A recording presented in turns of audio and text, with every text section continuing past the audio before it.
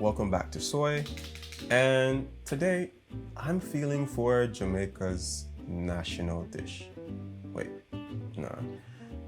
I have a running joke with some of my friends where I say that Jamaica's national dish could easily be fried chicken and rice and peas with curry, goat, gravy, with love. So usually when I'm cooking, I don't really like talking to a camera because cooking is my time to zen out, to really just relax, enjoy the process, be creative, make mistakes, and at the end, enjoy the food. So what I'll do, I'll put you in the mind of me, the things that I think about while I'm cooking, because I'm doing a lot of thinking. And what I noticed here is the meats are pretty. They're beautiful, the meats here in the US, but not are they only beautiful, they tend to be a lot more tender. So if you're thinking of making a dish like stew chicken, lessen your cook time, because if you cook it as long as you would cook it back home in the Caribbean or wherever you're from, you're gonna realize you're gonna have mush 9 out of 10 times. Now, here when you're frying chicken, for me, I've noticed that fat is flavor. Sometimes fat is a good thing. For those who know, you know, we like when it's fat. But for the other times, you just have to remove the fat.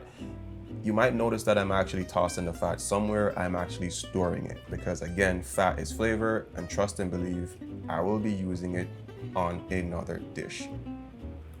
I'm low-key just admiring the meat, but I'm also showing you what your thigh should look like when you're done cleaning it up. Now, with chicken, I noticed that there's what we call a fat line right there. The fat line is basically where the chicken is telling you that you should cut.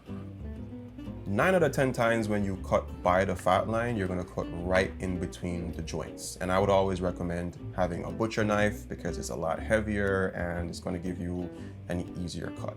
Now here, I'm just cleaning up some more of the fat off the chicken. But there's one thing I tell people all the time. There's more than one way to do anything. And I've seen people use scissors before, and trust me, the scissors in the kitchen is one of my favorite things. It makes light work of removing a lot of the fat. You saw how quickly I cut those fat pieces off, right? Wow, look at that goat. For me, the goat is beautiful. However, how I got it from the butcher is a little bit too big for me, so I do cut it in smaller chunks, but still big enough. Now, one thing I noticed with goat is by the time you season it and you drop it in a hot pan, it is going to shrink. So you don't want to put it too small. You don't want to put it to the size of what you're going to eat it, but to maybe double that size. It will shrink down, trust me.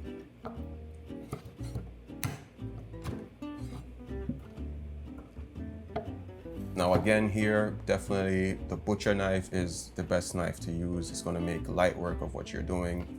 Now the ribs of the goat, man, that's a pretty nice part. But this part, I'm not gonna be cooking this. I just really like to consolidate my garbage, so it's kind of small in there and not chunky. Now, when you were living in a small apartment, washing up your dishes as you cook, you're gonna see how important that is. We call that mise en place. The more you wash your dishes is the less dishes you run into while you're trying to cook.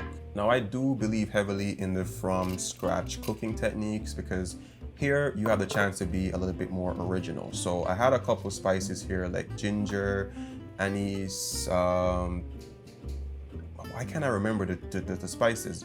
Ginger, pimento, annatto, and cloves. Those are the aromatics that I was going for. And then I'm going for some basil here. I like having a indoor garden. It just makes me feel like I'm around nature, even though I'm living in a city. And I'm about to toss this into my air fryer.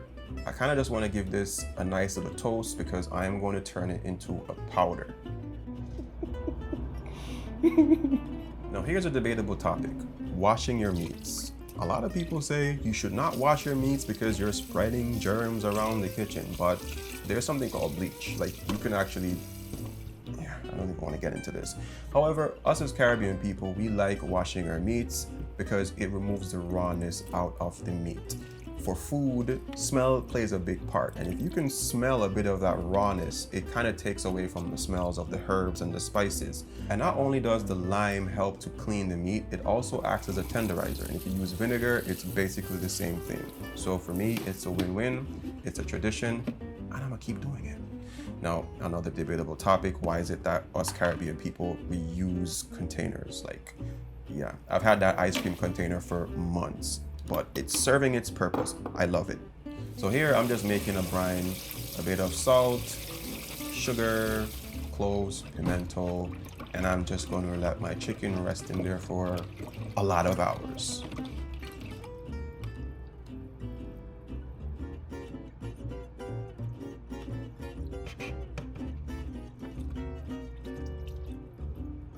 I'm just hoping that no one comes to my house and believe that in this container it is freaking ice cream. Well, clearly couldn't be because it's going to be in the fridge.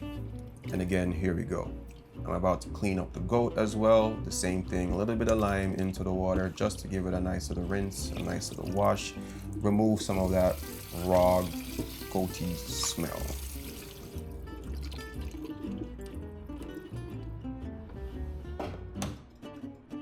All right, perfect. My aromatics, they are now toasted. Ooh, that's exactly how you want it. You want it to be very brittle and easy for you to turn it into a powder, which is what I'm about to do right now. Now, these small steps for me, again, is what makes your dish taste different. Everybody likes to use like a curry. We say it is the best, but if we're all using the same exact ingredients, then after a while, your dish isn't that special. Well, that's what I think. Now, my powder is done, and this thing smells so good. Now, what's left for me to do is just to toss on my seasonings. Now, for me personally, when I'm seasoning up goat or any type of curry, I like to use a mixture of curry. So here I have some Better Pack, but I also have another curry brand because I just want to feel special. I don't want my dish to taste exactly like everybody else's.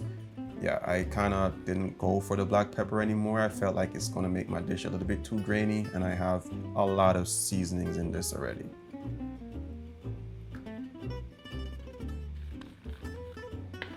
So if you take note, you'll see like all the things that I toss into it. But again, it's up to you. You can use whatever seasonings you need inside of your goat. But I think that goat is very much, curry goat specifically, is very much aromatic. If you think about Indians, they use a lot of spices when they cook. And here I have some homemade green seasonings. For me, green seasoning is pretty simple. Just choose green herbs and blend it, and yeah, you're good. Inside of my green seasoning though, I have like Scotch bonnet pepper, I have thyme, I have scallion, I have basil, I have a bit of onion. So yeah, I don't need to add those into it because my green seasoning is pretty strong. And look at that meat. It is coated amazingly. That's how you want to see your meat. Your meat needs to be coated. All right, so I have my meat sealed off. As airtight as you can get it, it's going to be better because all of that seasoning is going to penetrate into every ounce of your meat. Now we can toss this bad boy into the fridge, and then we can continue the next day.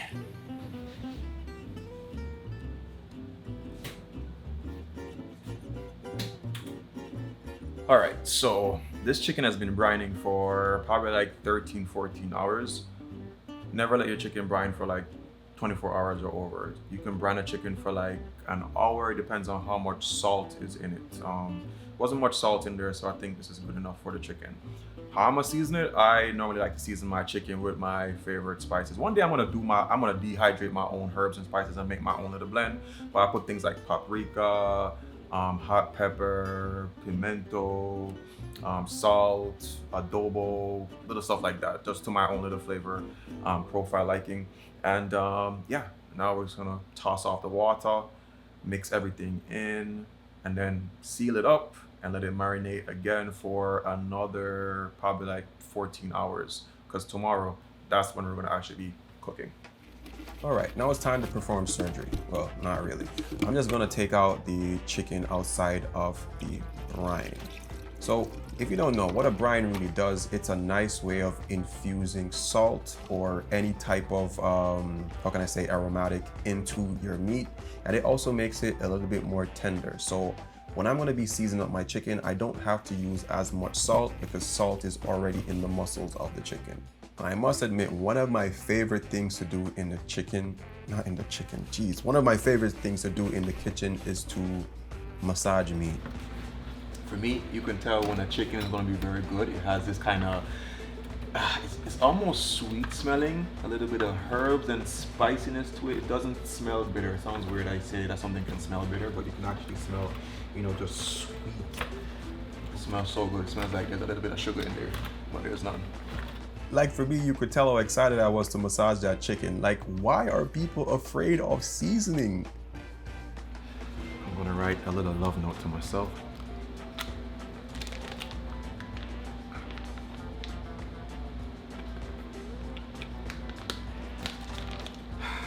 Bet you're interested in what I wrote, right?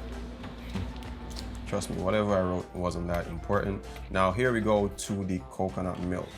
Now coconut milk is very important to do a nice rice and peas. And trust me, I've become somewhat of a master of opening a coconut.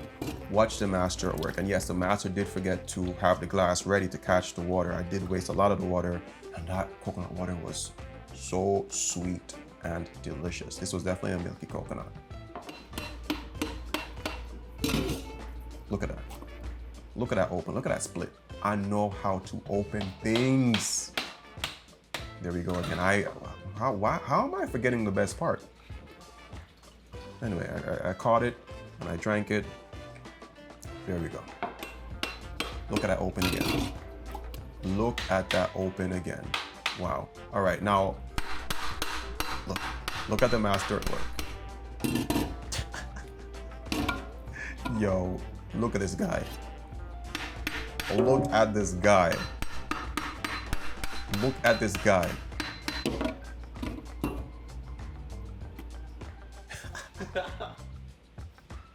You could tell I was super proud of doing that because when I was growing up as a kid, it was very difficult to husk a coconut. That was like a life skill that you had to learn. But I find the more you work with foods or the more you do something is the more you find easier ways. I found that if you put the coconut over fire, it also comes out of the shell a lot faster. But if you even knock it in the right areas, then it will actually release itself from the shell. Yeah. And here again, you see I'm cutting the coconut in different ways. Some people, well, not some people, me. I like cutting up on a cutting board because I was taught using the cutting board is a lot safer than cutting in your hands. But again, I am Jamaican, so I need to keep the practice of cutting up the coconut in my hands as well to look Jamaican, I guess. Yeah, and there I go eating some of the coconut because that's also something you have to do if you're Jamaican. That was the best part of cutting up a coconut when I was a kid.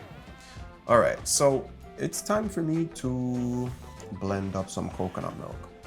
Now, that's a pretty simple task. Throw it into a blender and blend and let all the coconut juices come out. Like, this part takes up a lot of your time when it comes on to making rice and peas. And what you can do, like I do a lot, is I have a lot of coconut milk right now that is already bagged and in my fridge. So the next time I need to make rice and peas, I don't need to do this process again. So here I was actually bottling some, which I'll be using for the rice and peas the next day.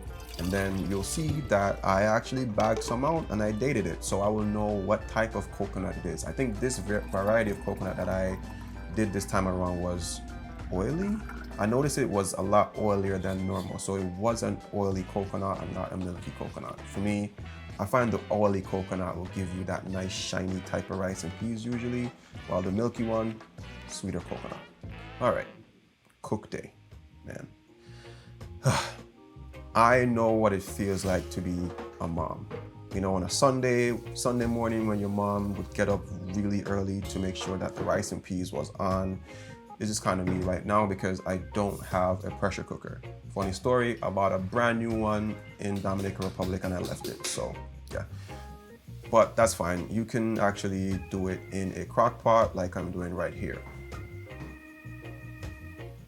Now, I did mention I have a live garden in my little apartment, and here is a version of thyme. This is not the normal thyme that I'm accustomed to. This is a lemon thyme, which I think is a little bit, it's not as potent as the ones that we're accustomed to, but it does the job nonetheless. This peas here, I hate this peas. Let me just say, this is peas from Goya. You might have noticed that I had soaked it overnight. You don't need to do that with this peas. This peas kind of ruined my day.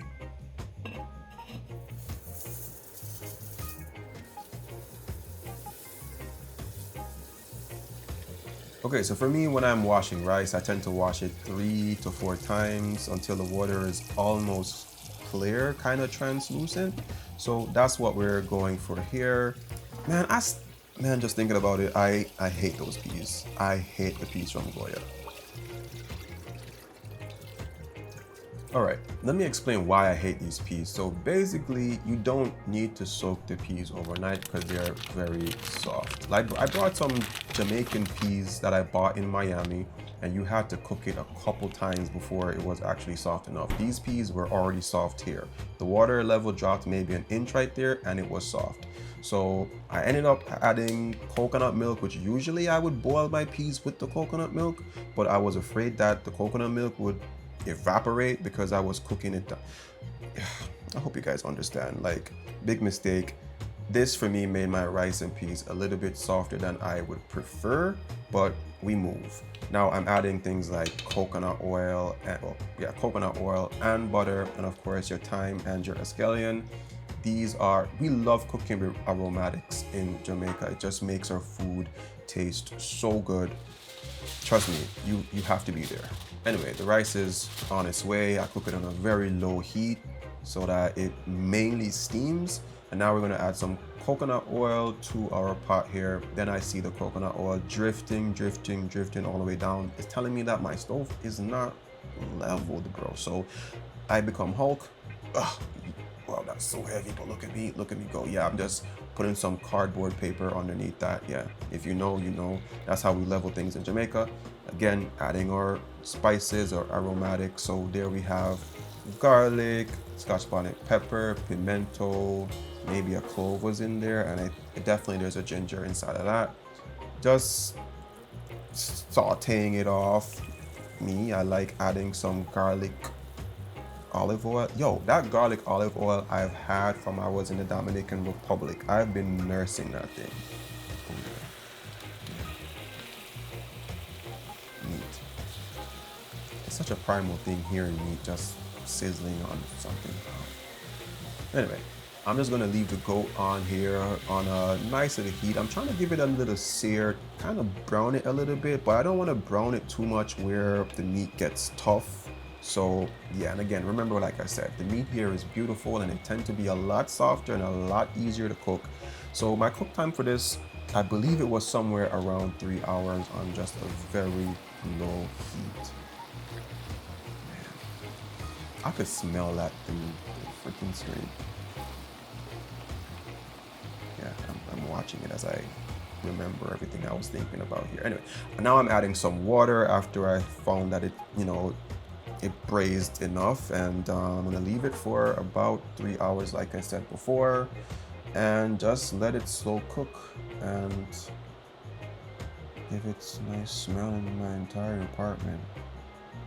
My neighbors must hate me. Of course, you can always do a taste check just to make sure that the salt content is enough, so it's not too salty, not too fresh.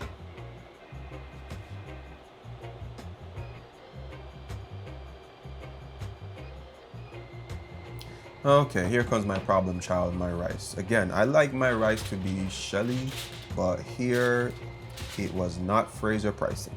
So, yeah, that was corny. Anyway, yeah, it's more of a fluffy rice. I appreciate it, but for me, I prefer shelly rice. Yeah, I love you, Shelly, and Favor's Price. Like, you are so beautiful and you're so fast. Anyway, so here I am just about to make a nice little simple salad of sweet pepper. What else did I use? Cabbage and carrots. basically. Keep it simple, keep it light, keep it fresh. Chop, chop, chop. I'm not a chopper, but I'm chopping. And now, of course, cutting up. Yeah, I got a mandolin because this for me is just too much work. Can you imagine doing this for a family of 5? Slowly trying to get those thin enough so the kids don't complain and it's too thick. Yeah, anyway. Now we're using a bit of technology, grating the carrots right there. Boom, toss it in. And of course, all I'm gonna do is toss it. And then I'm gonna add a mixture of sugar and some white vinegar. Toss it up. And what it's gonna do for me, it gives it a nice, it's vinaigrette but sweet flavor. But you don't want it too sweet. You want it to be still a vegetable, but appetizing enough. Anyway, I'm gonna check on the goat right now, and I got it. I really got it. You can see that the meat already is getting nice and tender. This was probably maybe an hour in, and I'm removing the ginger. This is a federal crime to me. Like, do not leave ginger in the pot and then serve it to somebody, because it's the worst thing. You're leaving a piece of meat and you think that it's goat, but then it's really ginger. That is a crime. That is an offense. You should go to jail for that. All right, we're gonna leave that again, and now we're gonna make. For me, this is something I like doing. I don't like to batter my chicken with eggs, so I like to batter it with herbs because that's what I want. So I have some. What did I have in that? I think I had garlic, I have basil, water. I just added some cayenne to that just to add another color, and some cornstarch because that gives it a little bit of that crispiness. Is it necessary? Not really, but for me, I think it makes sense. Now, of course, I'm going to season the flour. You can season it with whatever you want. I like seasoning it with the same seasoning blend that I use on the chicken. I would omit salt because the chicken, if you add salt to it, the chicken is going to be salty. Of course, I'm back looking at my baby here, the goat. Oh, God. It is just such a beautiful thing. Anyway, I'm adding some carrot to it. You don't have to add carrot, but I like the change in color. It's additional nutrients. It's good for the eyes so you can see everything you need to see out there. And as you can see, this is a beautiful dish. Wow. All right. So now it's time to do the fried chicken. Now for fried chicken, for me, again, I don't like using an egg batter. I find that it's too heavy. I want to be eating chicken and I want to be eating the skin of the chicken and not a flour dumpling on my chicken. So this is how I like to do it. I think it gives it just so much flavor. And of course, I'm going to dump it into the flour. What are you waiting on, man? Dump it in the flour. There we go. All right, so dumping it into the flour.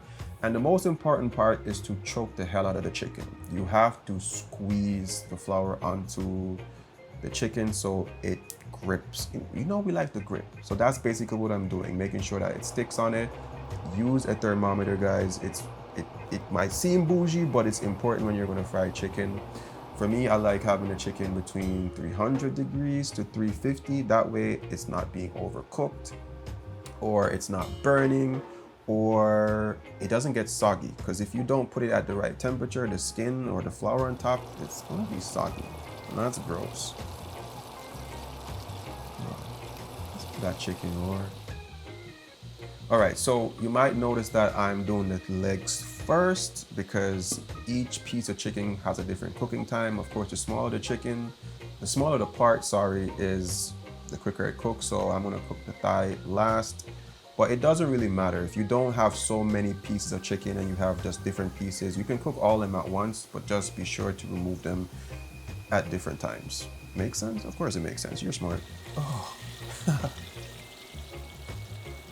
Daddy KFC. Popeyes.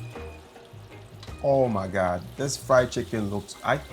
Listen when I tell you, I've been here just learning the art and just perfecting certain things. And look at that fried chicken. That fried chicken will take away a gal straight.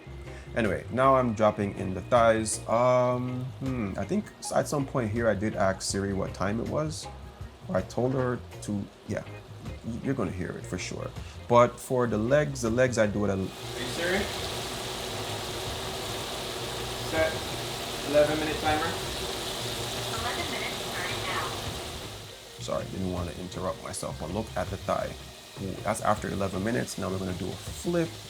That, long and short, you want your chicken to be golden brown. For me, I want it to be a little bit darker than that. That way I know it's cooked through and through. And like I said, the chicken here cooks a lot faster than back home. And don't do that old school thing where you juke up the chicken. Like, you're literally gonna allow the juices to run out of the chicken and you want the juices to stay in. So don't take the fork and stick up the chicken like my mom used to do. I think she still does that, but don't do it.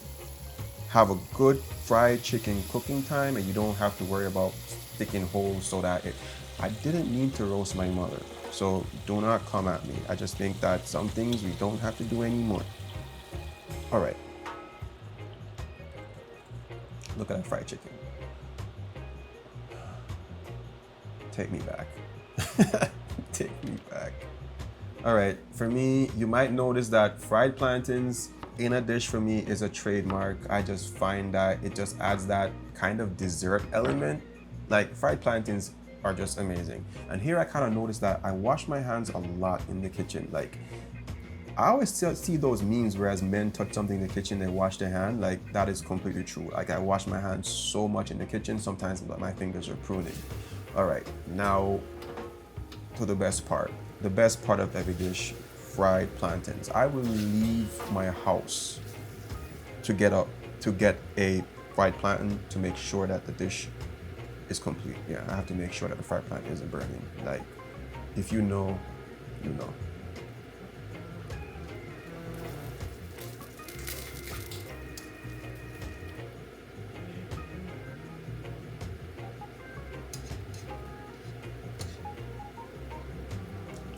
You know, when I think about it, I had a lot of parts here where I was dancing in the kitchen, but I had to delete them because it looks very embarrassing, and yeah. So you won't be seeing that. Maybe I might sing, I don't know. All right, so fried plantains are coming along pretty good. They look beautiful. Jeez. Am I the only one that's hungry here? Like, I wish I could eat this again. You know what? I'm gonna make this tomorrow. I'm gonna make this again tomorrow. Oh, this is my national dish. This is my national dish. Child. All right, so what's important for me is that you have to chop the fried chicken. It just makes it look like a cook shop fried chicken, and it makes it easier to eat too.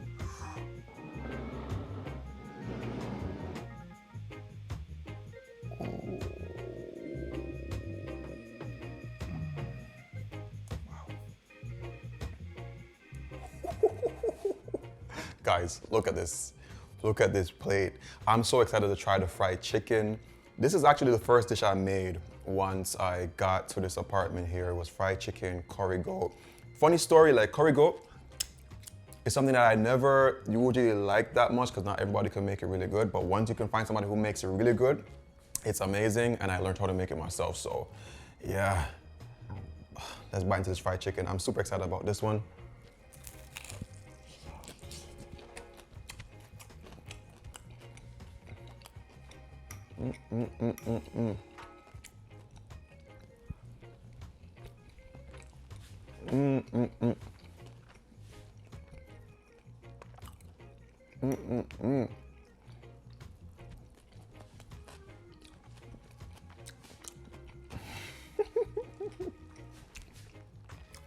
Wow. There's something about a home style fried chicken that's just like, that's amazing. Look at that. Cooked properly. The curry gravy on it. Let's try that goat.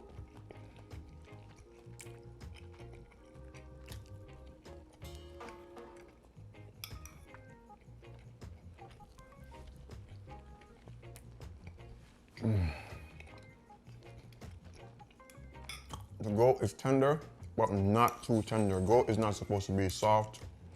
It's supposed to have a little bit of bite to it. And then the veg.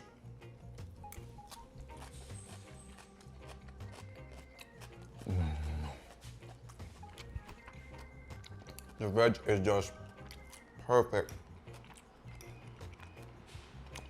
They are alive. I'm sure you guys can hear that crunch. And a nice balance of that sweetness.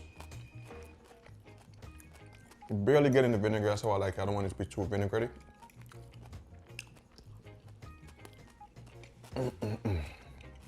Guys, this fried chicken.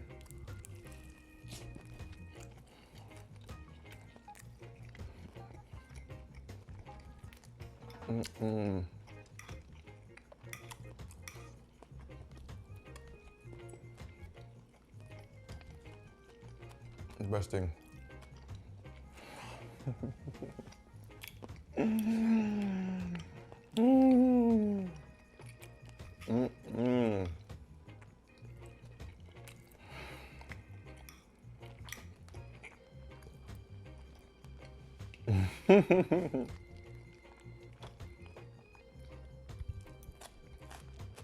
Oh my God. It's good when you know how to cook your own food.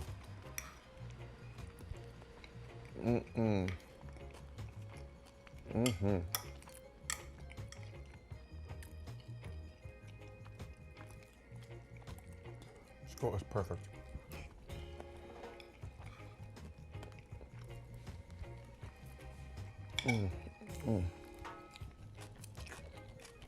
Guys, this dish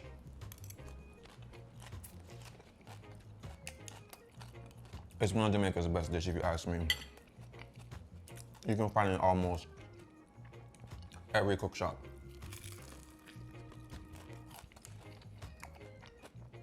So I haven't been cooking a lot in the past couple months. So I'm like trying to get myself back in the hang of doing certain things, you know, and just making them better. Probably just even doing like my own little recipes and just writing them down and having an idea. It's really good.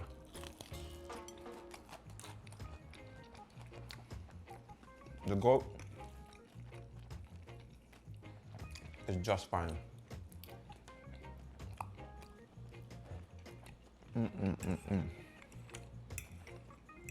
Really good. The vegetable is just perfect.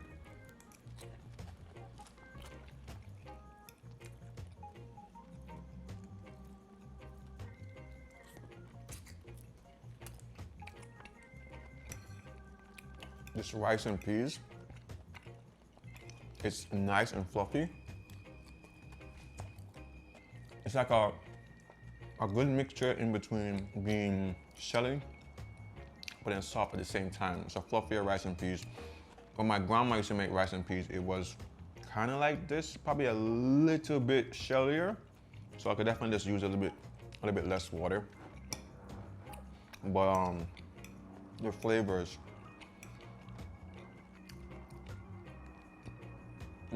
This dish, if you've ever been to Jamaica, you will know why I think it could definitely be the national dish. It is on every single corner. Probably not the goat, because goat is kind of expensive, but you can order up a serving of fried chicken, rice and peas, raw veg, plantains, and curry gravy. And trust me, every lunchtime, I could safely say for lunch, this is over 50% of the dish that is being consumed in Jamaica right now for lunchtime. Like, I kid you not. And we're not gonna be adding like patties and stuff like that. I'm talking about like food, like real food, cooked food. This is gonna be probably the top one for sure.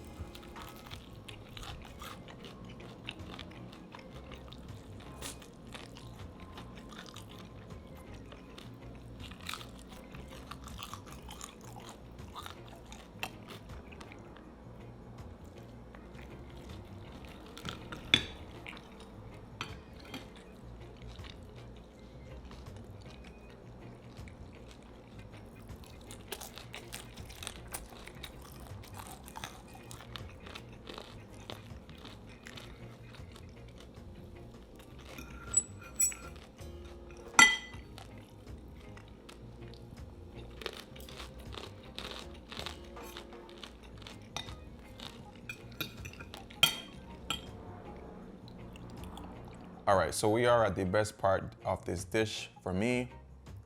It is going to be this part here, the bone, bro. Like the marrow inside is just, let me just eat off this bit of meat here. If you know, you know. But before I get into that part, for years people have been reaching out to me on like Instagram and they've been saying, yo, I want to try your food. Since I've been here, I've cooked for quite a few people. Every Saturday, I probably cook for like 3-4 people. And you know, I kind of thought about it and I was just like, you know what? I like cooking. I enjoy when people get the chance to try my food, you know, critique it, and they will be like, yeah, it tastes exactly like you said, or not even just my food, any other restaurant or places that I tell people to go to. So I thought to myself, and I was just like, you know what, it'd be really cool if I could make food available to you guys. I'm not gonna try to cook for the entire world, just as much as I could cook in my pot. So I will leave spaces open for at least 5 people, probably less. But if you're in the Bed-Stuy, Brooklyn area and you wanna try my food, I'm gonna make it available to you guys. You guys can check it out on my website. If it's not there just yet, it's going to be there. So on the website, I'm gonna have my merch back up. I'm gonna also have care packages. So if you're not in the Brooklyn area, eventually, if not by now, but in a couple weeks, I'm gonna have the care packages up where I'll be able to send food out to you guys. I'm currently in the testing phase now, trying to find out like the best storage boxes and how to get it to you guys cold and ready for you to prepare at home. I'm gonna make that happen for you guys. The same thing with my puddings. When I did a TikTok video, like a lot of people reached out to me saying, hey, they would wanna try it, they want one, blah, blah, blah, blah. But I was in Jamaica, I couldn't make it possible. Now I can actually make it possible. So again, if you guys are in the Bed-Stuy, Brook, a matter of fact, I'm gonna be packing a lunch for somebody right now. Yeah, they're coming in from work, so I actually have a dinner to pack for them. It's probably like the second time I'm cooking for this person. She reached out a couple other times, but there wasn't space, because like I said, I cook for other people sometimes when they want it. So that's something I'll be working on. Check out my website, it is soysauce.com. I'm going to be adding things to it very soon, if not already. All right, to this part I mentioned. Damn, gotta suck that. Ooh.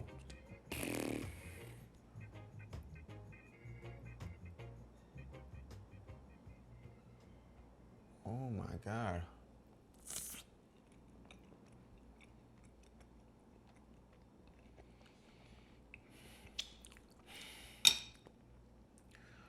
Crime scene. All right, so I'm gonna hit her up right now. I'm gonna pack that, I guess it's dinner time. I'm gonna pack that dinner for her. And then I guess eventually she'll reach out to me and tell me what she thinks. Remember, if you wanna try my food, hit me up, soysauce.com, or you can hit me up on Instagram. I'll read my messages, I'll get back to you on that. All right, cool. I did it again. All right, so I'm packing her lunch now, and remember to check out my website where you guys can order your care packages. If the prices look heavy, guys, it's not because I think my food is the best in the world, even though I know it's the best in the world. It's because of shipping and just the packaging and keeping your food cold until it gets to you. All right, thank you so much for watching this video, and I can't wait to share my food with you. Catch you guys on the next one. Remember, sweet things, love, nature, and adaptation, and always remember to keep the link. Bye.